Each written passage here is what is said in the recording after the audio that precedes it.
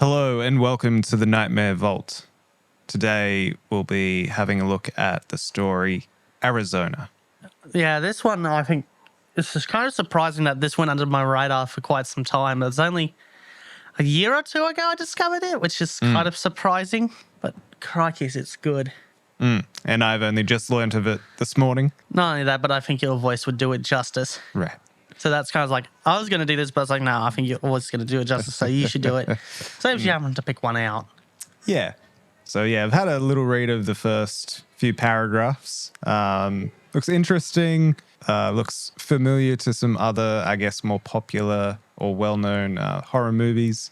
But I'm interested to see where it differs from some of the similarities that it goes from, or that pulls from. We did a little bit of research beforehand. Couldn't find the author, couldn't find published date, and apparently there is an alternate lost version which is slightly longer than the original.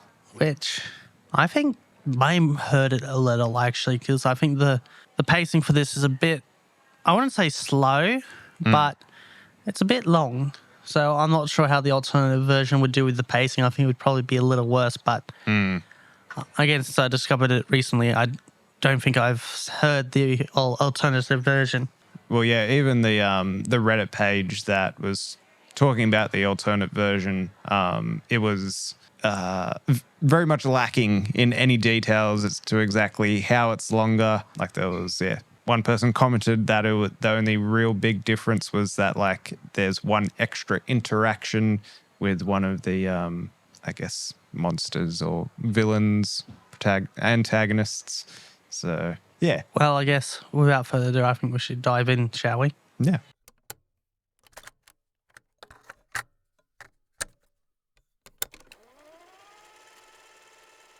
For her birthday, I took my girl, Katie, to Arizona so we could stay with some friends of hers and spend a few weeks partying and getting crazy and stuff before heading back to school for the year. We drove up in my dad's car. It's a really old Ford make, and it's pretty beat up. The road there was bumpy and long. Our relationship seemed at its strongest on the road. We were really in love. That was the first time that I realized that I had never truly been in love before. We were about halfway there when we realized that we were going to run out of gas long before the nearest petrol pump.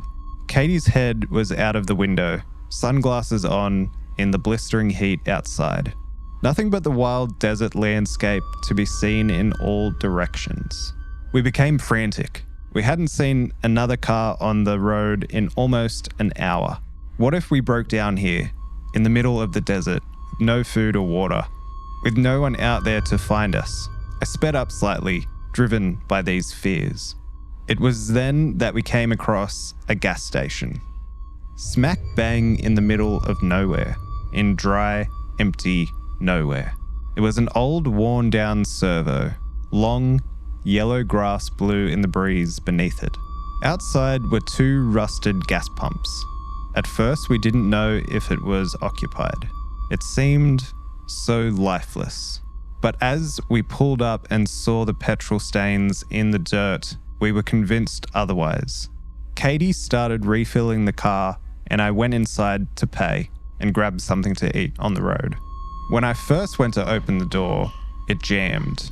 This perturbed me, so I looked up at the sign to check and was reassured that the store was open, according to the torn sign that hung in between the dull yellow curtains at the door window. I pushed harder and harder with effort, got into the shop.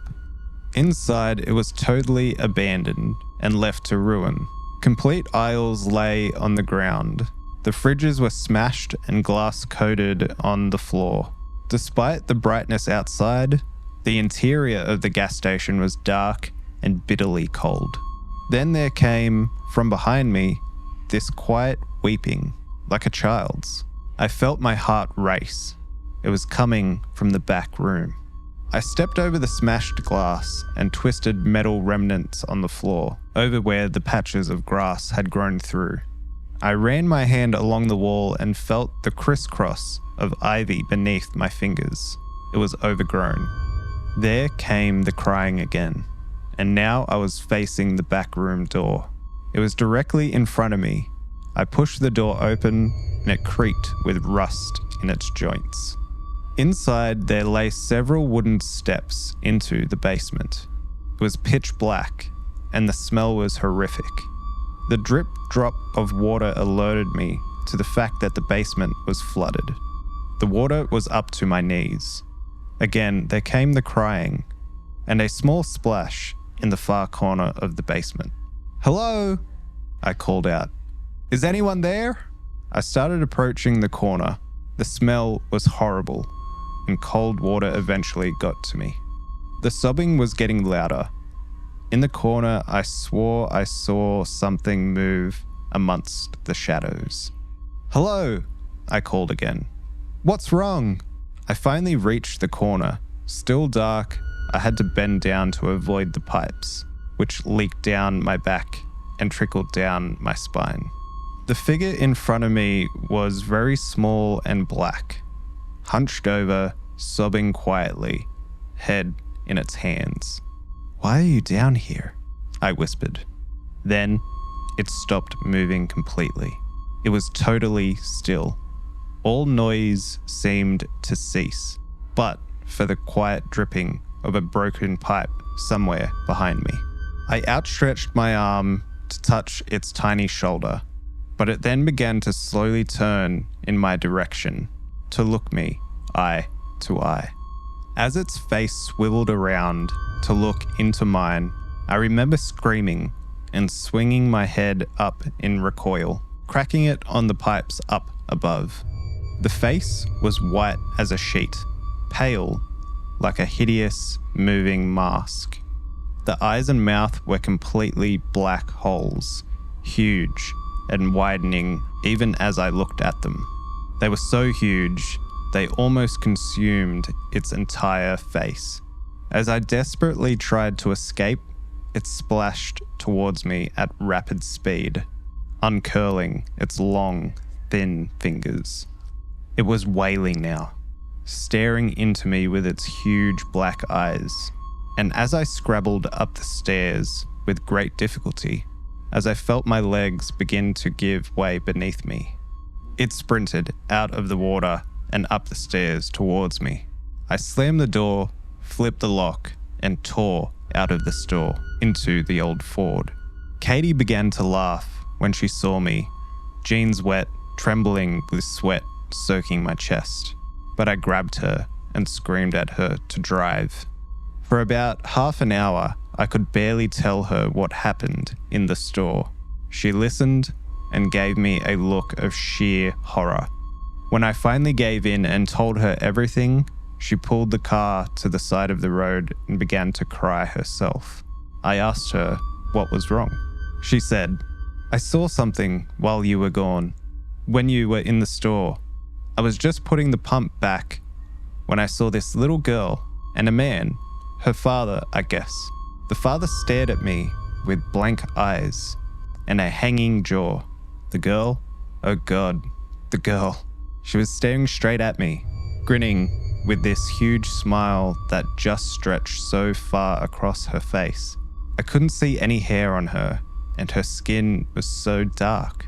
Not dark like a colored girl, but dark like a shadow. And her smile just shone through the window.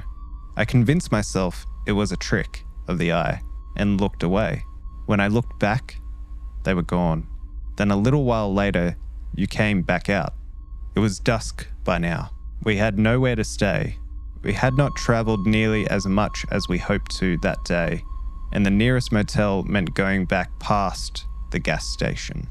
So we just drove up from the roadside where we were, into the clearing a little way up, where people camped sometimes.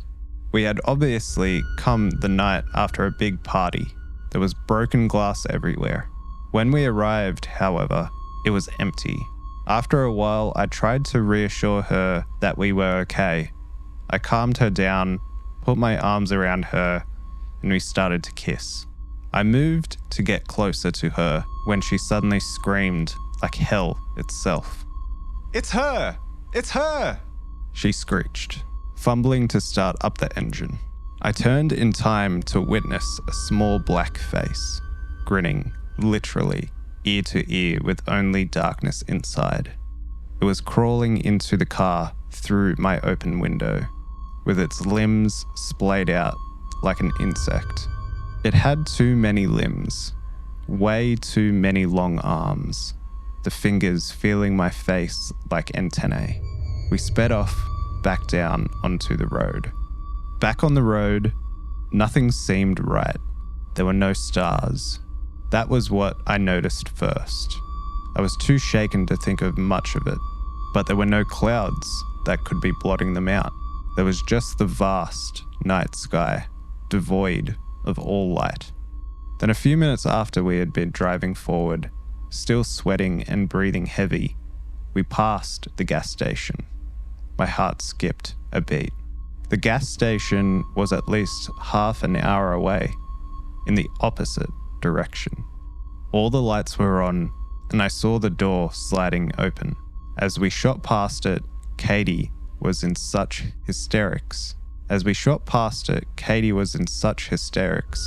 She found it hard to keep driving. We stopped the car in the middle of the desolate road. I decided we should switch seats so that I could drive. She shuffled across from her seat to mine, and I opened the door to get out. As soon as I was outside, the foul stench of the basement overwhelmed me. I gagged, then vomited down the side of the car. It was then I noticed the runner, a pale white thing sprinting towards us through the fog. Its limbs practically a blur. I could make out no face. How long had it been following us, running after us in the night? I got into the driver's seat as quickly as possible. We drove off again, not talking. Katie whimpered and I silently prayed. Then we passed the gas station again. The door was open now. There were two figures standing at the door, waiting. As we forced ourselves on, we both became aware of a soft, barely audible weeping in the back seats. Neither of us dared turn around. "Ignore it," I whispered. My trembling hands gripped the steering wheel. Katie was curled in the fetal position, holding her head in her hands. The wailing increased, becoming extremely loud, ear-piercing and horrific. I finally ordered myself to end it and looked behind me.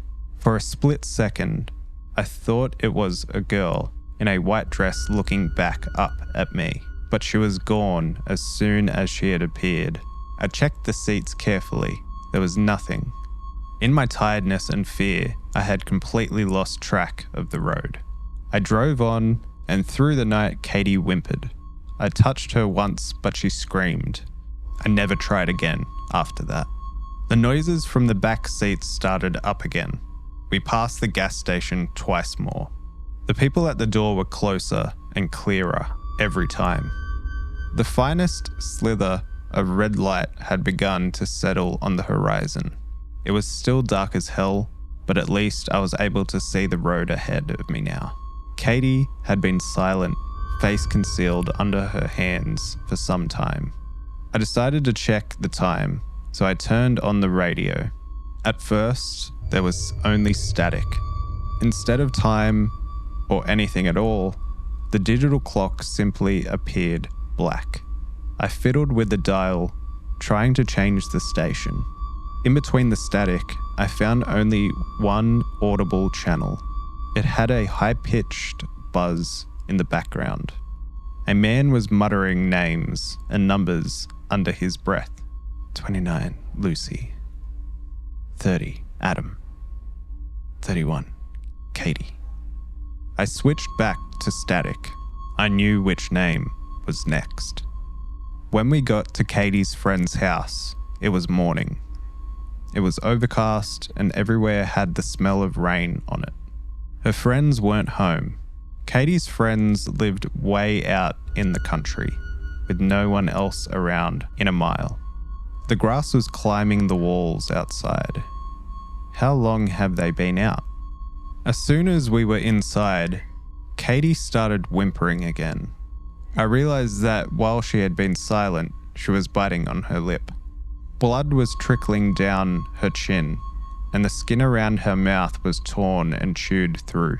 She grabbed the newspaper and some masking tape off the table and began blocking out the windows. After the night's events, I didn't know whether I would be insane to join her or stop her. I simply watched. She covered the windows, jammed the door, and turned the lights off. For some time, it could have been minutes or hours, we sat silent in the dark. I offered to turn the television on. Katie said nothing, sitting blank and comatose. I turned the television on anyway. A grainy, black and white image flickered to life before us. A white face with empty eyes and an impossibly huge smile flashed up. The smile growing wider and wider the longer we stared into it. There came the sound of weeping from the television or in the house. I couldn't tell. We turned off the TV. It's been 3 whole days now. I haven't seen Katie at all today.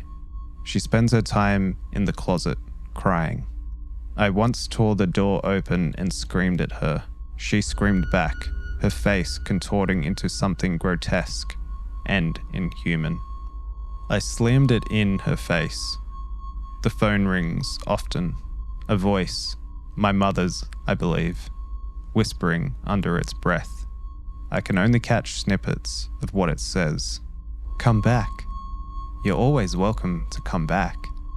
Sometimes in the background I hear quiet chuckling. I hang up without saying a thing, usually. The bathroom is shining white. I hear the shower running and will walk in to find nothing. Nothing at all.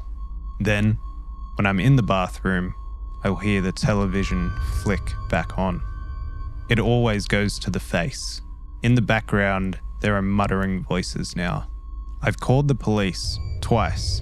All I get is the whispering woman's voice.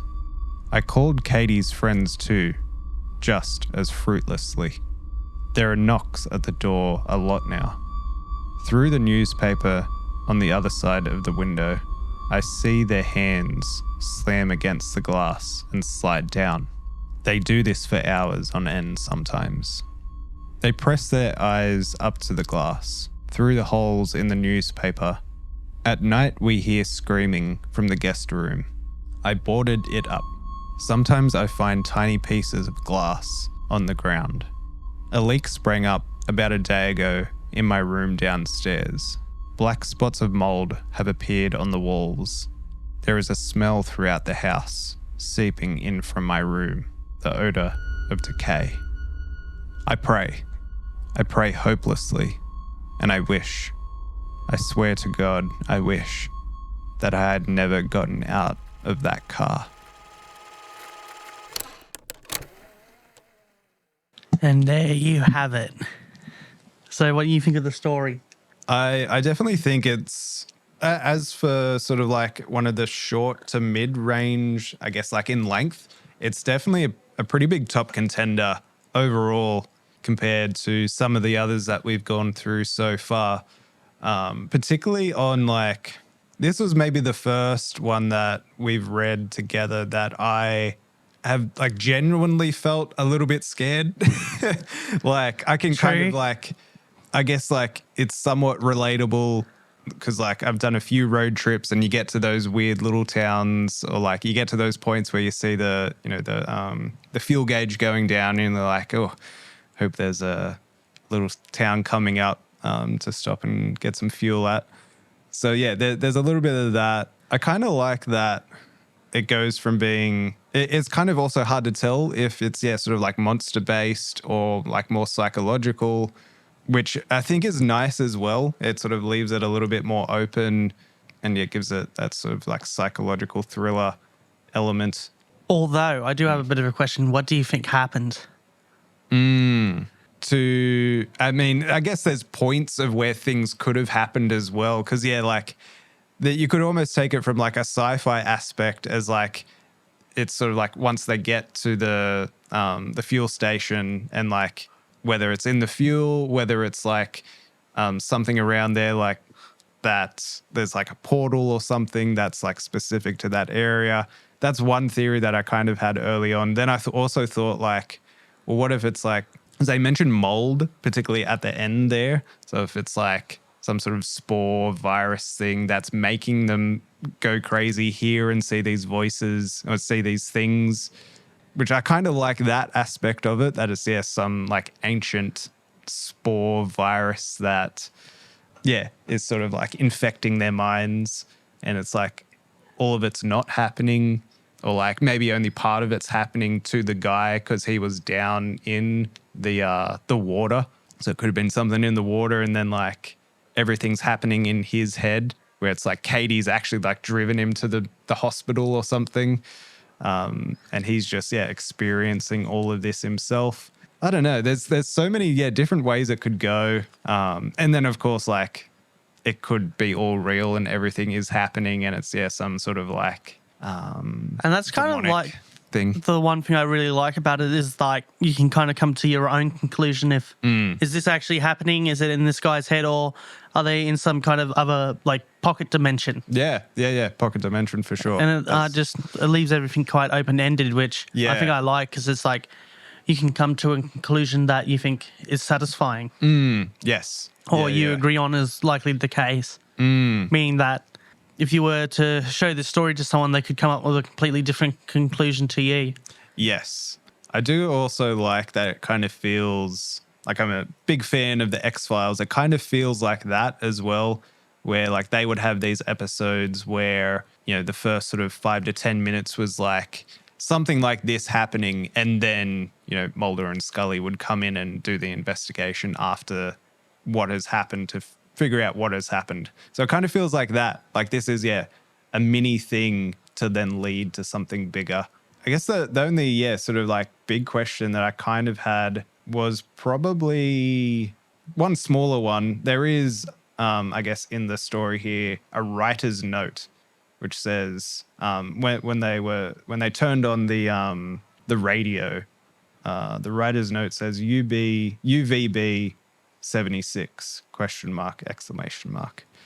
I'm assuming that is like relating to something from another story. Most likely, possibly.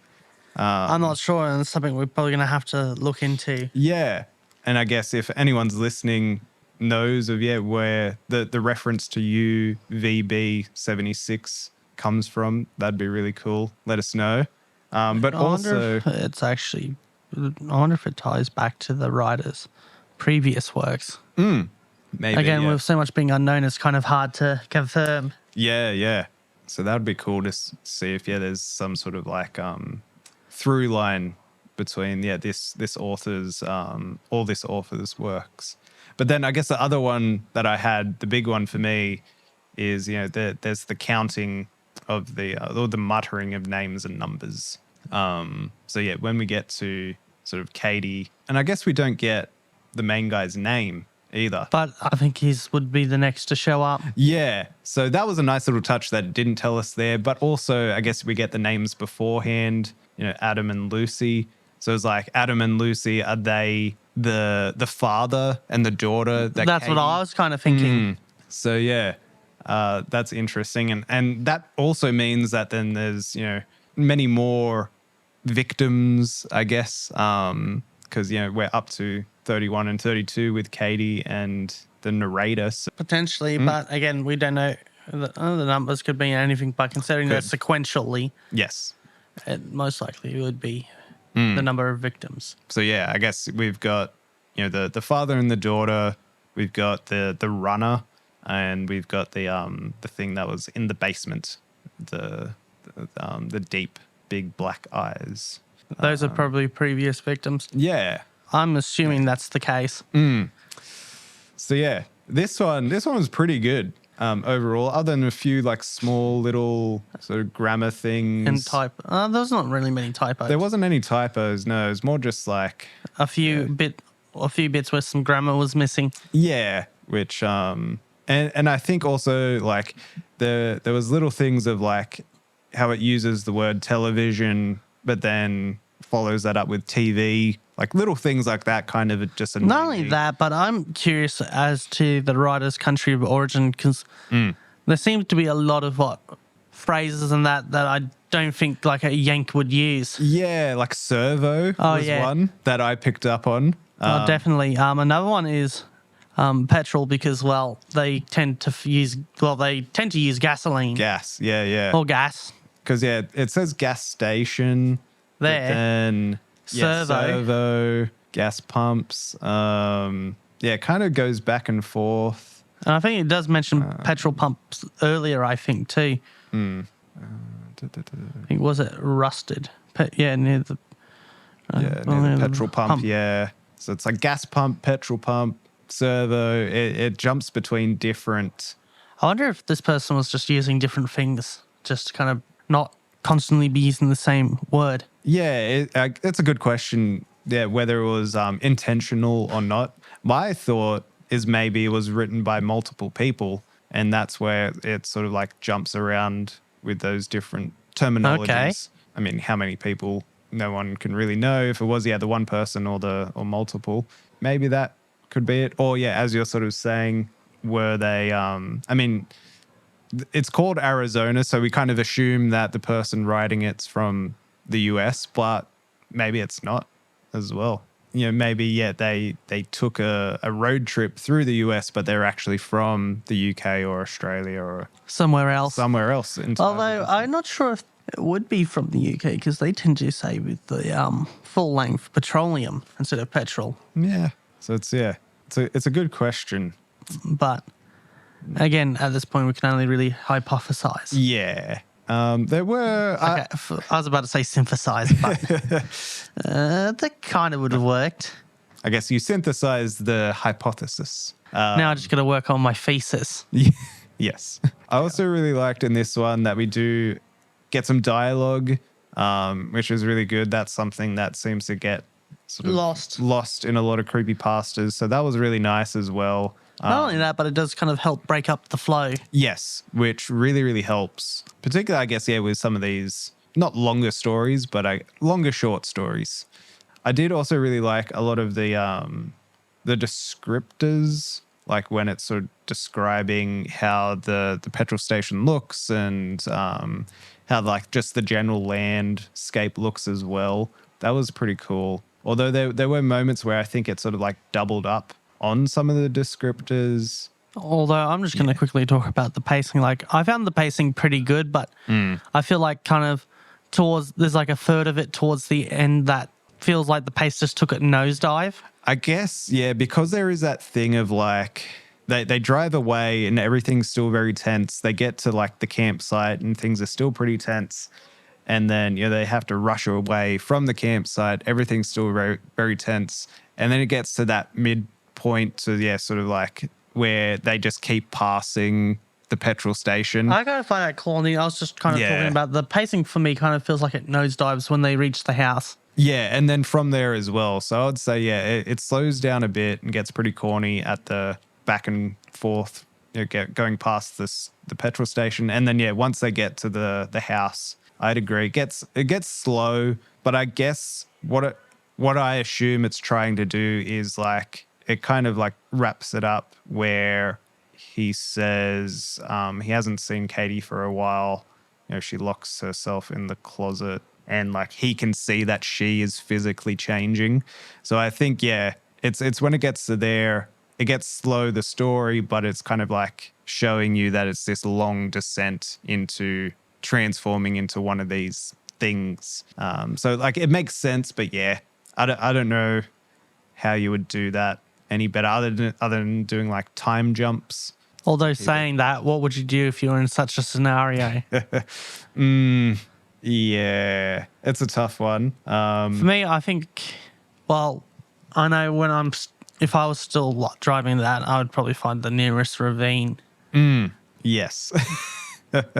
Considering, I think I wouldn't probably be able to go for half that. I was like, yeah, fuck this shit. Yeah. Do a Thelma and Louise ending. Just drive off a cliff. Something. Yeah. I Or think, even just slam it into the gas station. yeah. Yeah. That could be like a heroic destroying the I'm not sure if evil it thing. does anything. Yeah. Aim for the gas pump. That could- Hopefully start a could do it. fire. So if crashing into the gas station doesn't kill you, the fire does. Yes. Yeah. That could do it for sure. Especially if the storage tanks, the fuel storage tanks are actually at the right levels, because if I think when they get to a certain point, they're actually quite, easy to, explode. Oh, right. But that's kind of like with most fuel storage containers, is that if you have the right amount of ratio of fuel, you kind of get the right amount of vapor and air, which when that ignites, it ignites violently. Yeah. So, although again, the chances of the conditions being right are very unlikely, but still, worst comes to worst, you can still just set yourself on fire if the crashing into the gas station doesn't work. Yeah. That's why I'd probably hit one of the pumps, so at least got a steady supply of fuel. Yes. That could be the best way out. Yeah. I would say self-immolation. Yes. I guess if I had to choose between this slow, horrifying descent and self-immolation, I think it's a pretty easy choice. Because I guess even up to that point of like the fine wisp of red light coming through, there's like still hope, I think. But then, it's like all hope is kind of lost after that point. Because like, obviously, they get to the friend's house as well. And everyone's gone. I guess maybe Adam and Lucy could be the friends as well. Cause That's a possibility. yeah. So it really, when it gets to that sort of point where, I guess us as the reader knows that it's like a hopeless thing, that, there's no potential for any, like positive or heroic sort of action. Although that's where it like slows down as well. Although I guess if I was in this situation, I know this is kind of bending the story a little bit, but I probably wouldn't be surprised if it was packing some heat. So worst comes to worst, I'll probably try and shoot him. If that doesn't work, well, I can always turn it on myself. Yeah.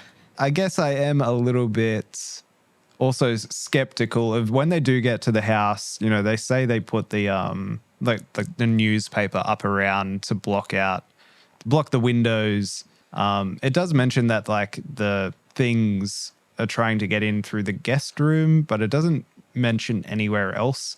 So like that was a little bit that I thought, kind of like missed the mark, because I assume, he says specifically he has boarded up the guest room, but didn't say if they boarded up any of the other rooms or windows in other rooms. That was a little bit of a thing. I guess also the runner as well. Like he says how like it's the fastest thing he's ever seen, sort of thing, but like can't catch up to a car. So that's just a little. Although the funny thing is, I'm kind of imagining who was the actor for the T-1000? I just imagine that him running them down. Yeah. That'd be funny. Yeah, I didn't quite imagine that. I more imagined something a bit more alien-like, I guess. I know, but kind of funny though. Yeah. Although I think, wasn't there like a little fun fact about like when they were shooting the scenes where he does run down the car that he was running, so he had to slow himself down because he kept catching the car too early. Yeah, I have heard that as well, actually, which is funny. I guess. Although I'm not sure if that's true or not, but that's what I've heard. I guess it probably would have been like a mock car sort of thing. So like, even though it looks like it's going very, very fast, it's actually not going that fast, because there would be like camera rigs attached to it, which back in the day, the mounting a massive film camera to a car is a pretty big task. And then also for it to actually look good, like the footage afterwards. Yeah. So it's sort of like, God, imagine trying to get a good steady shot when you're going over potholes. Yeah, that'd be very, very difficult. Back in the day, now it's pretty easy. I mean, you can do it with like GoPros and then it still looks really, really good. Although I guess we should kind of start wrapping things up. So if you were to rate it, what would you rate it? I think I'm probably going to go out of 10, pretty solid 8 for this one. Okay. Yeah. I was going with a 7.5. Nice. I considered a 7.5, but yeah, this overall was good.